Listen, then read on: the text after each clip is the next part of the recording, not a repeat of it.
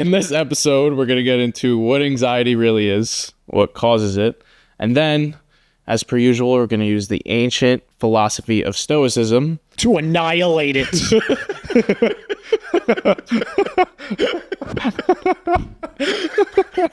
That was the corniest shit you've ever done.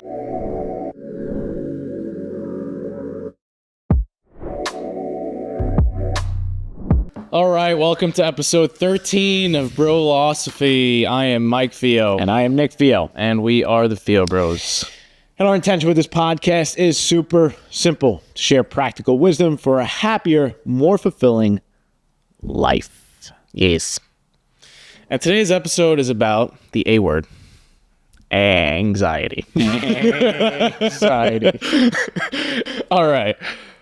So before we get into that, Nick, why this episode about anxiety? Why now? I believe that we are currently in the age of anxiety. Never before has the world experienced, in my opinion, this much anxiety. And in my opinion, I think it's stemming... That's my opinion. I knew you were going to... That's my opinion. All right. What's that from? Give us some context. Don't worry, we'll show it. It's okay. How do you know what's good for me? That's my opinion! Well, in my opinion, as I was saying, I believe it's actually from this age of connectivity that we're in. It's okay, keep going. It's a very giggly episode today. So, stop, bro. You killed me. Just go. All right. Connectivity. Okay. Shh. I believe we are literally in the age of anxiety, and that is because we are now more connected than we've ever been. And when we were creating all this technology to make our society more connected, I don't think we could have ever imagined that this more connectivity would actually cause more anxiety like it is today. Yeah. Because the whole point of all these inventions, the airplane, the phone, right, is to basically bring us closer together, right? Less anxiety, more comfort, strength, unity, right? But what it's done is caused us to feel more anxious. And I think it's really comes down to complexity. Like, it's made life more complicated. Yeah, we're always on. Right. There's never... I can't even keep up. I deleted Instagram and I hated like the notifications from it. Like it was giving me anxiety. I deleted it and I still get anxious because in my group chats that I'm in and my fucking iMessages, I feel like I have to constantly be looking at every reel that I'm being sent, and I'm sent like 5, 6, 7 a day. And I can't even keep up with that. Yeah, we're always turned on.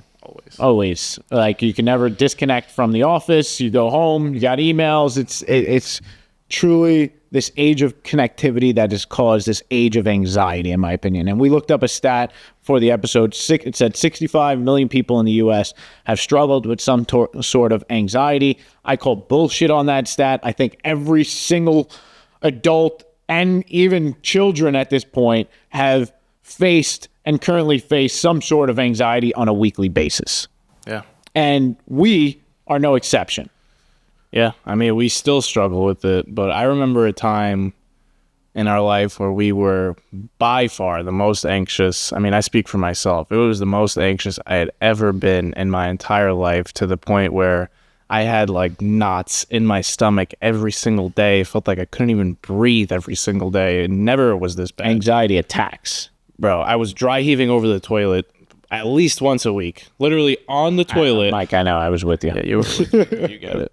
But I was literally over the toilet, feeling like I was going to throw up, but not throwing up. That's how bad it was. Back in 2016, when we quit our jobs, and when we first quit our jobs, riding this high, we thought we were about to be the next freaking Steve Jobs and Wozniak. And we, over the course of the next 6 months, quickly realized that entrepreneurship is extremely difficult, and we were not prepared for it whatsoever. And we went from riding this high to being at the lowest of lows because we failed at literally everything we tried. We had a negative bank account balance. I was dealing with the breakup all at the same time of a girl I was dating for 6 years, And I was only like 20 something years old, like 22 at the time, maybe even less. So that was the darkest, most anxious period of our entire lives, I'd say. And thank God we found Stoicism in that time. Can I double click that though? Why was it the most anxious time? Like, what was causing the anxiety? The pressure that we felt was causing our thoughts to go haywire. We had no control over our mindset and our thoughts. We were letting the stress of life control our mind as opposed to using our minds to manage the stresses of life. And that's what Stoicism helped us to do. There's one quote that I love from Marcus Aurelius that has stuck with me that I remember reading back then, where he says, "Today I escaped anxiety," or no, I discarded it because it was within me, in my own perceptions, not outside. And he wrote that, by the way, while he was king of 2/3 of the entire planet, the ancient Roman Empire, in the middle of a plague that was killing everyone. So compare that to our little micro problem of not having enough money and quitting our jobs and shit. And he had the wherewithal to understand that anxiety is something that we can discard at just about any moment because it's our thoughts, it's our perceptions about what's going on. And we get so warped and wrapped into inside our heads. And that's where we were at that point in time. That is a wise dude. Anxiety is, in my opinion, all about your fear of the future. Yeah. That's really where I think anxiety comes from. You're kind of skipping ahead into the first Stoic technique. Okay.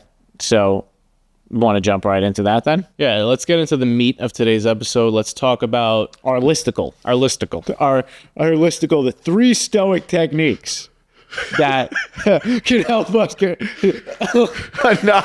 annihilate anxiety. All right, here we go. Number fun stuff. Number 1 from our boys, the OG Stoics. We got one from each of them. Number 1 on our listicle is to become an observer. And the quote that brings this to life from the Stoics is from Marcus Aurelius. And he says, "To observe without attachment is to perceive the true nature of existence. In this clarity, we find a profound freedom." Mike, what the hell does that mean? Simplify that for us. Yeah, it's very smart sounding quote. So bring it down to life for Brolosophy here. He is basically saying what you started with, which is become an observer and detach from your thoughts.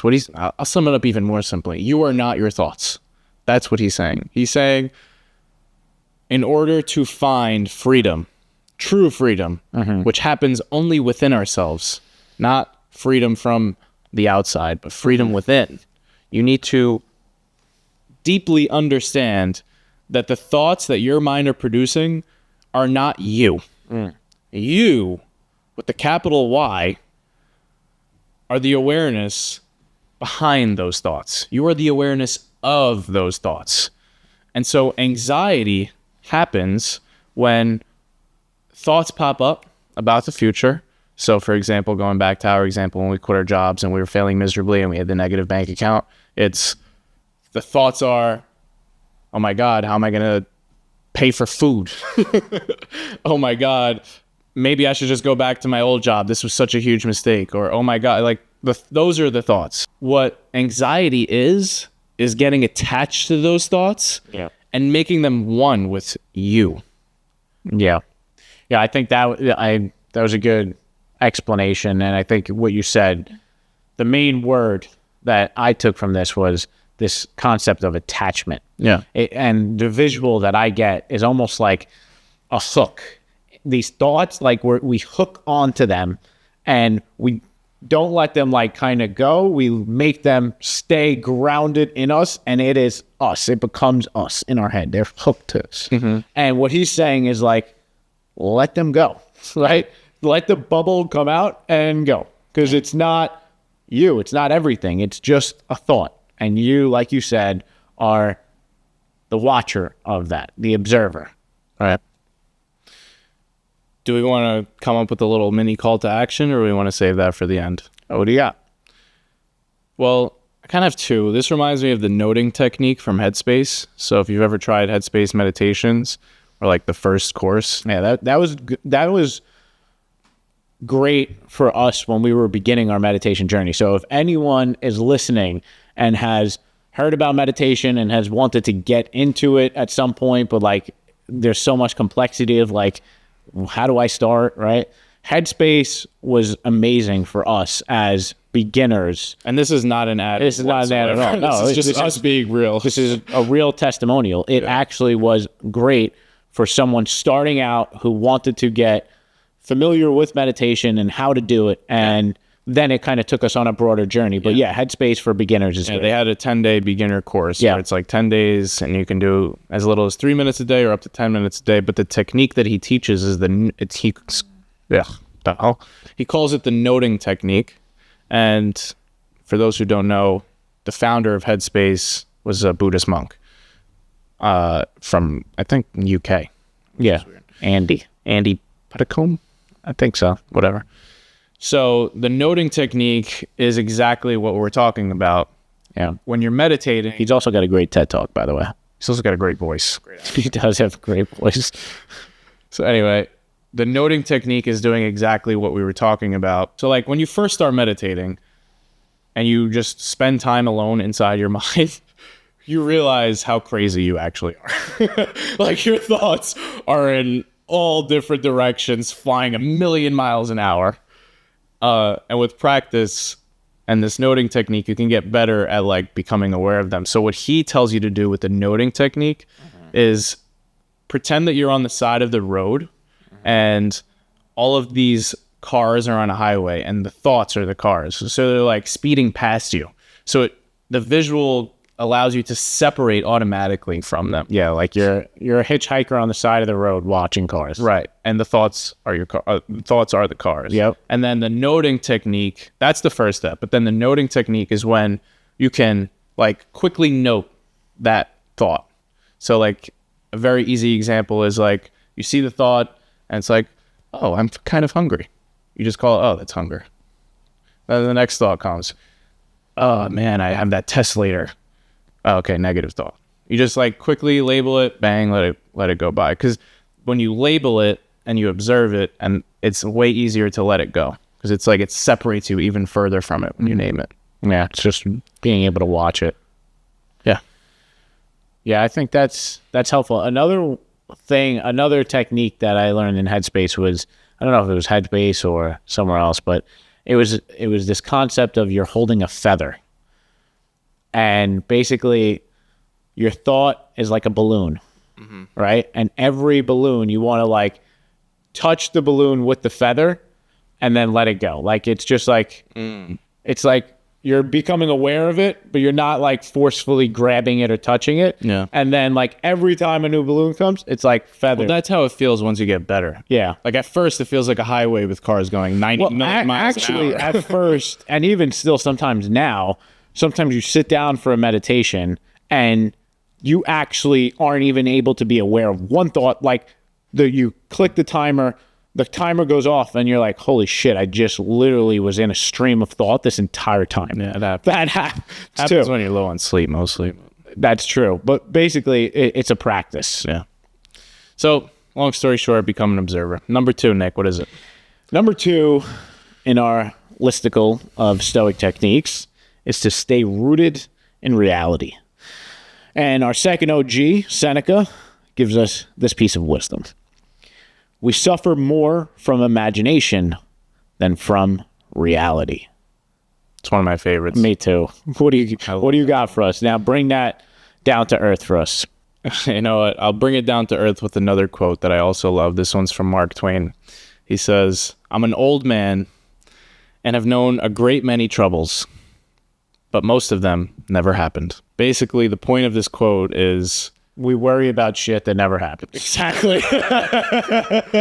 That is the point of this quote. We spend so much of our life worrying about stuff that never actually happened. Yeah. So they say that depression happens when we're dwelling on the past. And depression, like depressive thoughts, I don't even know if that's a adjective, but whatever, are usually about something that happened in the past. Yeah. And anxiety, anxious thoughts are usually about things that we're afraid of happening in the future. Yeah.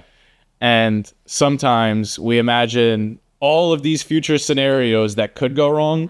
And like these quotes are saying, less than 5% of our worries actually come to fruition. And we waste all of this time worrying. And it just doesn't make any logical sense.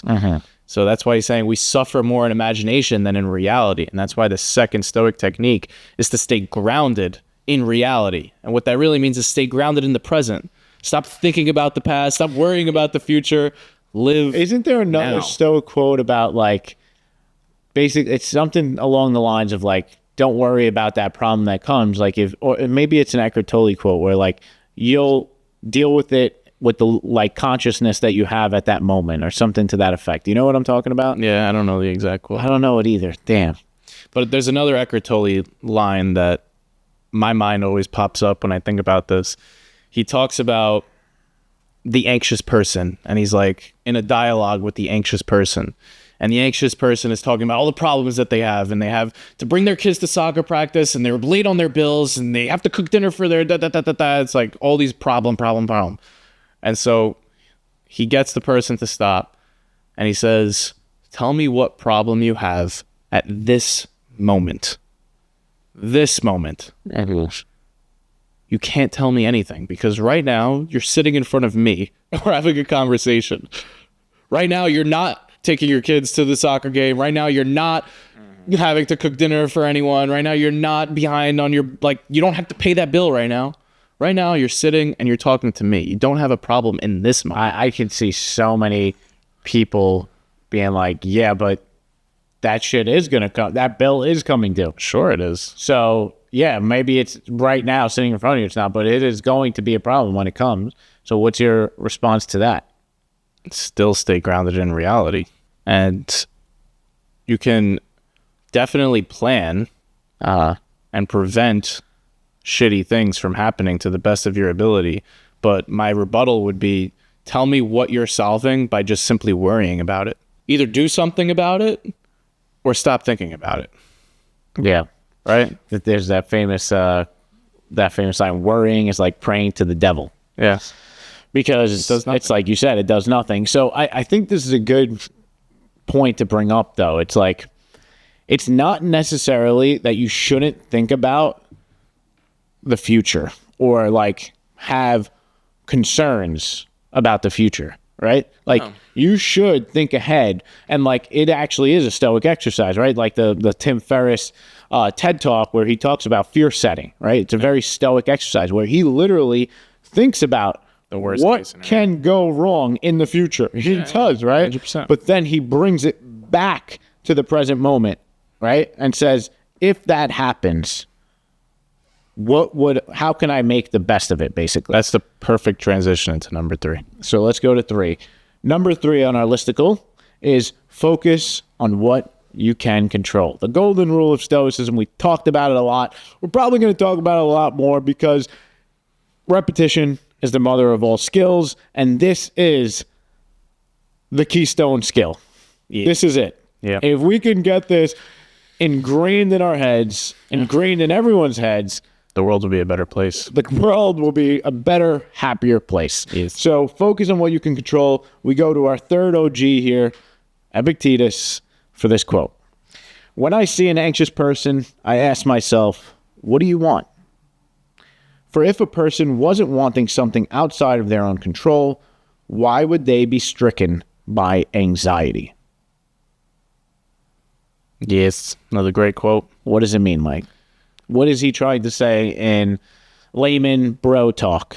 He's saying when he sees an anxious person, he's thinking to himself, what do they want? Because they must be wanting something outside of their control. Because if they were to be only focusing on what's in their control, there's no way they would ever be anxious. What he's saying is, focus on what's in your control and you will never be anxious. That's the point he's trying to make, but he's being like all poetic about it. Another great quote. Yeah, he has another one, right? It's even more simple. It's suffering is trying to control what is uncontrollable. And we've talked about this at nausea. Nausea? Nausea. I don't know. I'm not good at these things. Just don't say them. It's kind of becoming a thing. Be yourself.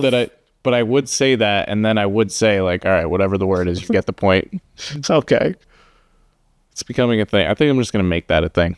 What is the thing? And I just mess up every saying. I'm not gonna stop. All right, do you, bro? Yeah, it goes full circle with when we were in that state of darkness. Like, what helped us climb out of it? What helped us go from this negative bank account balance and dry heaving over the toilet to running a successful nonprofit that's impacted over 300,000 lives? Like, what was the difference maker? And it was following this golden rule.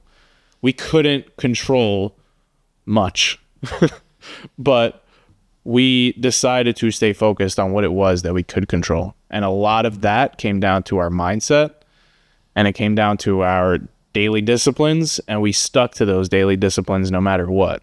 We read as much as we could. We realized, okay, maybe we aren't Steve Jobs and Wozniak. Maybe we have a lot more learning to do. So we hit the books. We figured out, how does business really work? A little bit of luck came along the way. We did until finally something clicked.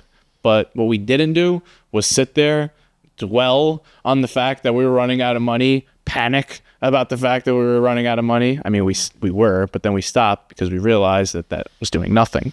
We stuck true to this golden rule. Yeah. I always think about the analogy of, like, anxiety is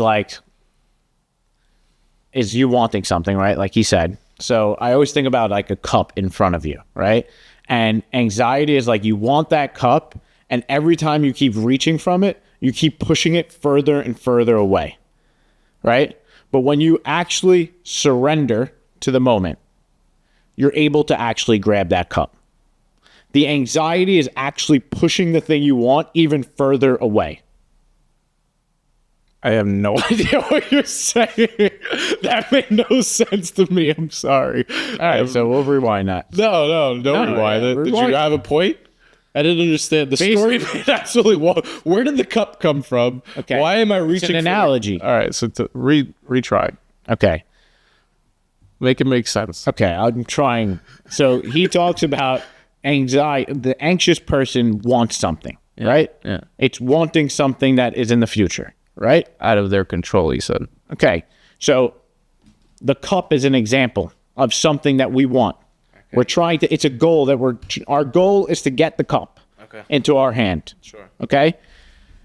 And when we're anxious and we're like, I really need to get this cup because I'm so fucking thirsty. I need a drink right now. I'm fucking dying of thirst. Right?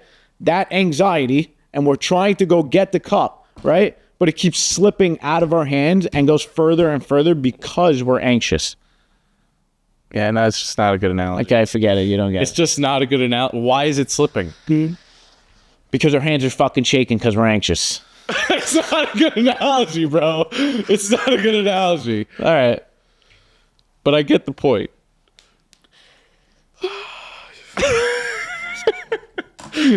This was the most giggly episode we ever had. All right. The point is that You're saying focus on what you can control and let go of what you can't. You're saying surrender to what you I'm can't. saying that sometimes we think that the anxiety will help us actually get the thing we want faster. And in reality, it's pushing the deadline further and further down the road because we are not operating at our best. Yeah. That's what I'm saying. Happiness leads to more success. And I'm saying when we surrender to the moment, release the anxiety, control what we can in the moment, we end up getting what we want even faster. All right. The cup comes to our hand. The cup just magically lands in your hand. Yeah. All right. Well, let's sum it up here with the conclusion. What do you got? 3 ways to annihilate your anxiety. Separate you with the capital Y from your thoughts. You are not your thoughts. That's number 1. When you're having those anxious thoughts pop up, right away realize, okay, I'm having these thoughts. I am experiencing these thoughts. Not I am these thoughts. I am anxious. Don't say I am anxious. Say my thoughts are anxious. Separate yourself. That's step number 1. Step number 2 is stay rooted in reality, meaning live in the moment. Don't get so caught up in the future, because you're going to spend 95% of your time wasting your life. And when you get to the end, you're going to realize you spent your whole life thinking about the past, thinking about the future, and not enjoying what's right in front of you. Deal with the problems when you have to deal with the problems, but you can plan. You can plan and prevent. I heard this the other day on this note that I thought was interesting.